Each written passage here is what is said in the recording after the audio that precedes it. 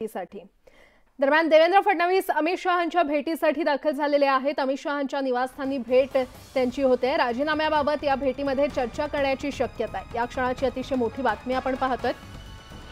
उपमुख्यमंत्री देवेंद्र फडणवीस हे अमित शहांच्या भेटीसाठी दाखल झालेले आहेत। अमित शहा यांच्या निवासस्थानी ही भेट होते।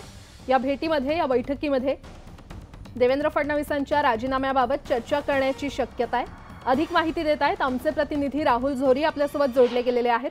राहुल, देवेंद्र फडणवीस हे अमित शहांची भेट घेण्यासाठी दाखल झालेले आहेत। नेमकी काय चर्चा होण्याची शक्यता आहे, काय अपडेट?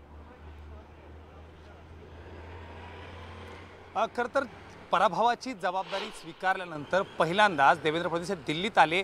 काल मध्यरात्रीनंतर त्यांची आणि अमित शहा यांच्या दोघांची भेट देखील झाली। जवळपास 1 ते 1.5 तास दोघांमध्ये चर्चा झाल्यानंतर आज पुन्हा एकदा देवेंद्र फडणवीस हे अमित शहा यांच्या शासकीय निवासस्थानी दाखल झालेले आहेत। अर्थात काल आणि आज सलग दुसऱ्यांदा ही भेट होत असल्यानं या भेटीला एक वेगळं महत्त्व आहे। कारण काल संपूर्णपणे आपली भूमिका मांडल्यानंतर परत एकदा आत्ता लगेचच भेटण्याची गरज का पडली, इथपासून ते देवेंद्र फडणवीस आपल्या राजीनाम्यावर किंवा सत्तेतनं बाहेर पडण्याच्या भूमिकेवर ठाम आहेत का, इथपर्यंत ही सगळी चर्चा होताना दिसत आहे। अर्थातच एकीकडे ही सगळी चर्चा होत असताना दुसरीकडे सत्ता स्थापनेबद्दल आणि शपथविधीच्या देखील हालचाली सुरू आहेत। त्यामुळे केंद्रीय गृहमंत्री अमित शहा यांनी पुन्हा एकदा देवेंद्र फडणवीस यांना वेळ दिली। आज याबद्दल नेमकी काय भूमिका घेतली जाते, सर्वात महत्त्वाचं म्हणजे ज्या पद्धतीनं हा सगळ्या गोष्टी घडतायत, थेटपणे पत्रकार परिषद जाहीर केल्यानंतर ते दिल्लीत येणं, त्यांनी अमित शहाची भेट घेतली आणि ज्या पद्धतीनं आम्ही देखील त्यांना बोलण्याचा प्रयत्न केला, त्यांनी सांगितल्यानुसार संघटनात्मक पातळीवर महाराष्ट्रात आता काम करण्याची खूप गरज आहे।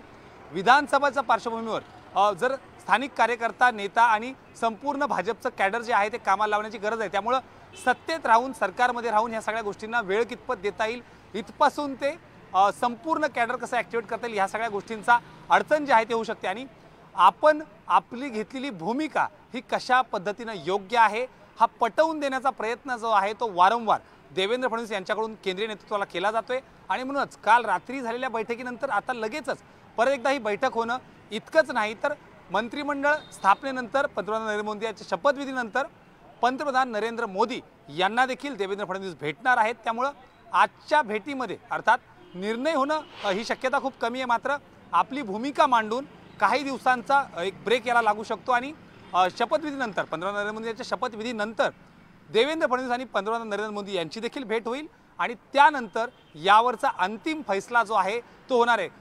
एकंदरीत बघितलं तर देवेंद्र फडणवीस यांनी आपली भूमिका स्पष्ट केली आहे, त्याचं समजावण्याचं किंवा पटवून देण्याची भूमिका त्यांची पार पडतायत। मात्र हे सगळं करत असताना निश्चितच एकंदरीत फडणवीसांनी त्यांची भूमिका जरी स्पष्ट